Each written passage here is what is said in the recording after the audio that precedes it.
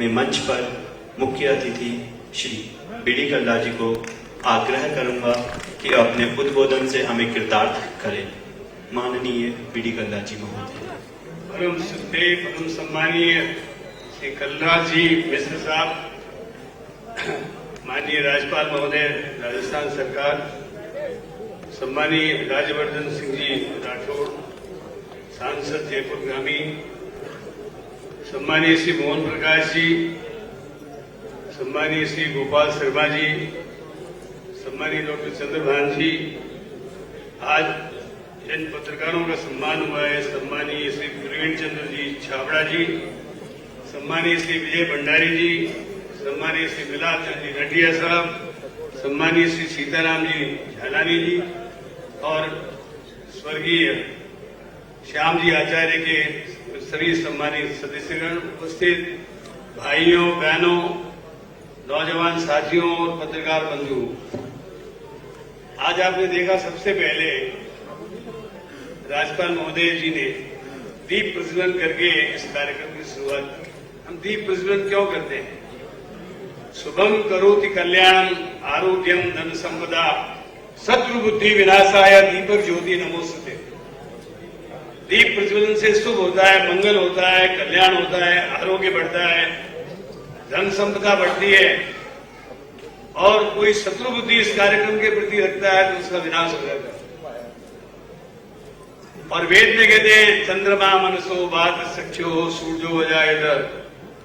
इससे दीप प्रज्वलन करके मतलब अग्नि की साक्षी में अग्नि देवता, वातो देवता, सूर्यो देवता, चंद्रमा देवता, वसुओ देवता, रुद्रा देवता, ये साक्षात देव है। इनकी उपस्थिति में ये कार्यक्रम की शुरुआत हुई।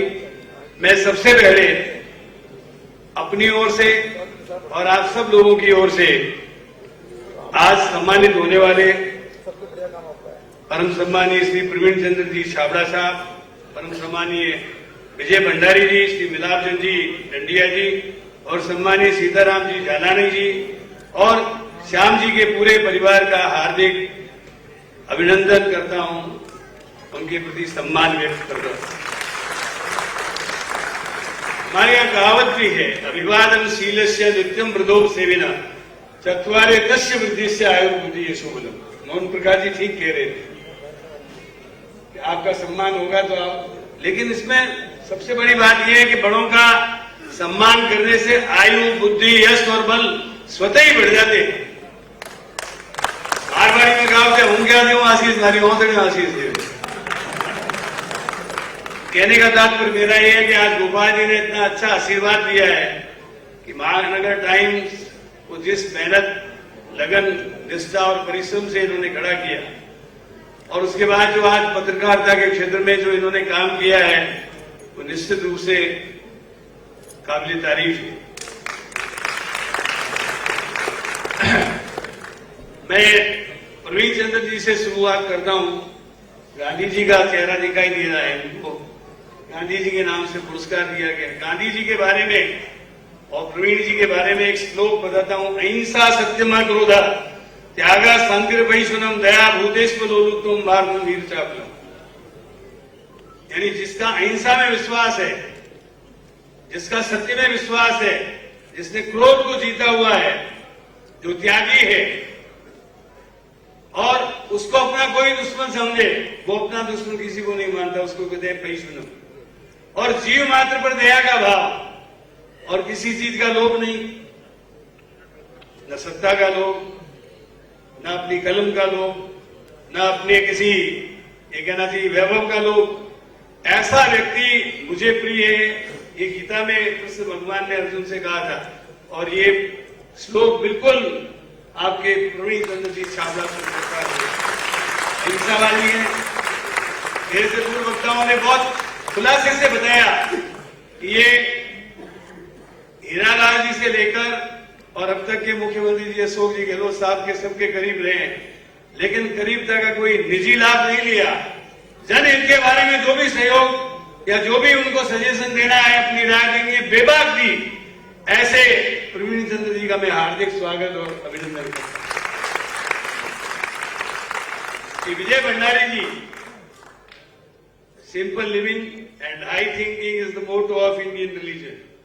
सादा जीवन, उच्च विचार और लिखने पढ़ने वाले पत्रकारों में इनके संपादकीय जब आते थे, हम बचपन में पढ़ते थे, बहुत ही अच्छे अग्रलेख। आज भी कई कई बार ये जब लिखते हैं तो लगता है कि इन्होंने सच्चाई को लिखा है, और सच्चाई से बड़ी कोई चीज नहीं है।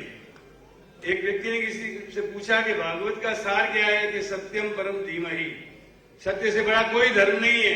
ट्रूथ इज गॉड, सत्य ही ईश्वर है।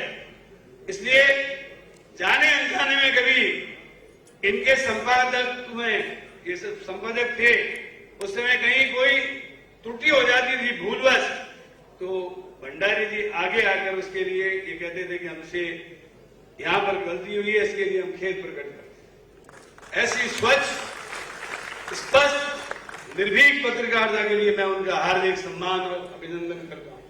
और आज भी जब भी कुछ लिखते हैं, बीच में इन्होंने स्वतंत्रता के आंदोलन का, राज्य के लोगों के आंदोलन में क्या सहयोग रहा उसके बारे में जो पुस्तक लिखी है, पठनीय है हम सब लोगों के लिए।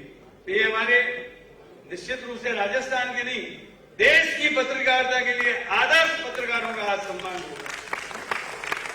सम्मानी मिलाप चंद्र डंडिया साहब, खोजपूर्ण पत्रकारिता के लिए एंडरसन का नाम लिया जाता है, लेकिन हमारे हिंदुस्तान के यदि कोई एंडरसन है तो मिलाप चंद्र डंडिया साहब, जिन्होंने बहुत से ऐसे कांडों को खोज कर प्रकाशित किया और किसी की परवाह नहीं की। बहुत ही कलम के धनी, प्रखर पत्रकारिता के धनी, खोजपूर्ण पत्रकारिता के पुरोधा मिलाप चंद्र डंडिया और मित्रों के मित्र, नौजवानों में नौजवान, बड़ों में बड़ा और बालकों में भी बालकों को गाइड करने वाले एक अच्छे पत्रकार के रूप में आपने अपनी पहचान बनाई। आपने न केवल अपनी पीढ़ी के लोगों को बल्कि आने वाली पीढ़ी को पत्रकारिता के क्षेत्र में जो तैयार किया है, इसके लिए मैं आपका हार्दिक अभिनंदन करता हूं। सीताराम जी जहलानी, मैं 80 में चुनाव जीत कर आया तो श्याम जी मेरे परिचित थे। 5 पत्नी के पास हिंदुस्तान समाचार के ऑफिस में मैं गया, वहां सीताराम जी जहलानी जी से मुलाकात हुई। इन दोनों की जोड़ी बहुत ही, ये कहना चाहिए, श्याम जी की और सीताराम जी की जोड़ी बहुत प्रसिद्ध रही, राम लक्ष्मण की जोड़ी की तरह रही। और इन्होंने निश्चित रूप से एक एनसाइक्लोपीडिया पत्रकारिता का तैयार किया, और आज भी वे जो नियमित रूप से पुस्तक का प्रकाशन करते हैं, वो कई प्रतियोगी परीक्षाओं में विद्यार्थियों के लिए मार्गदर्शिका का काम करती है। और जीवन पर्यंत पत्रकारिता के लिए समर्पित रहने वाले ऐसे सीताराम जी जहलानी जी का मैं हार्दिक स्वागत और अभिनंदन करता हूं।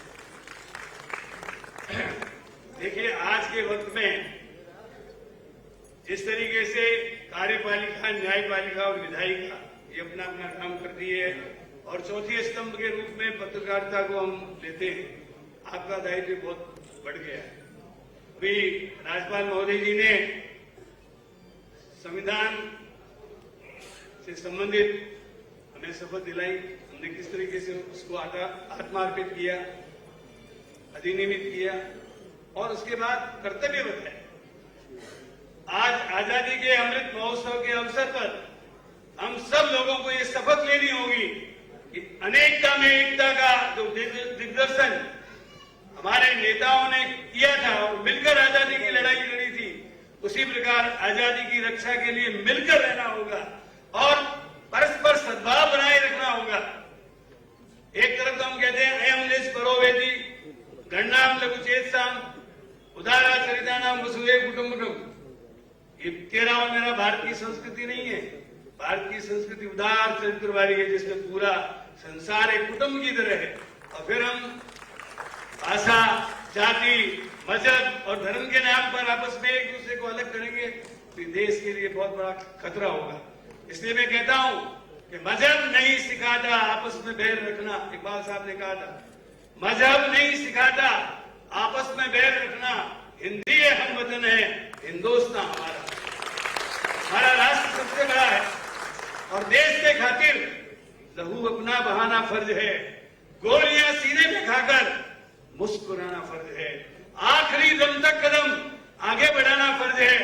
गौर कर इस पर वतन का तुम अगर जाबाज है, ये मेरी आवाज गोया मुल्क की आवाज है। सारे मुल्क में हम जब तक कौमी एकता को बनाए नहीं रखेंगे, सर्वधर्म संभाव को बनाए नहीं रखेंगे, तो हमारा देश कमजोर हो जाएगा।